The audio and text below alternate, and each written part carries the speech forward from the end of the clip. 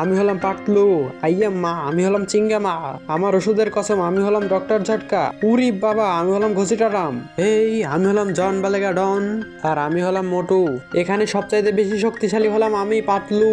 আমার এমফোরিয়ন গান দিয়ে আমি এখনই এই জায়ান্টি গরিলাকে মেরে ফেলবো। আরে আমি তো এই গরিলাকে মারতে পারতেছি না। আইয়া মা, এই পাতলু তুই সরে দাঁড়া, আমি হচ্ছে চিঙ্গামা। আমার এমিট টিউবে গান দিয়ে এখনই আমি গরিলাকে মেরে ফেলবো। আরে এই গরিলা কিন্তু অনেক শক্তিশালী, তার জন্য আমি ওকে মারতে পারতেছি না। আমার ওষুধের কসম, আমি হচ্ছি ডক্টর ঝটকা। আমার কাছে আছে মিসাইল গান, আমি এখনই গরিলাকে মেরে ফেলবো। আমার ওষুধের দিব্যি, আমিও এই গরিলাকে মারতে পারতেছি না।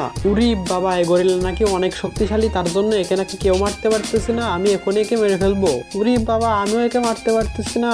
জন হয়ে যাবে ডন, আমি হচ্ছে জন। আমি এখনই মিসাইল গান দিয়ে গরিলাকে মেরে ফেলবো।